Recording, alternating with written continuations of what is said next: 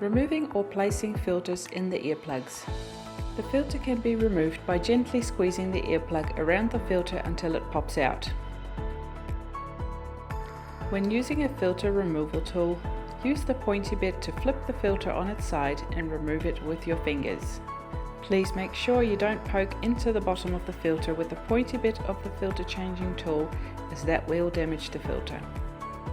When placing the filter, gently hold the side of the mold to insert the filter in an angle and push in further to place.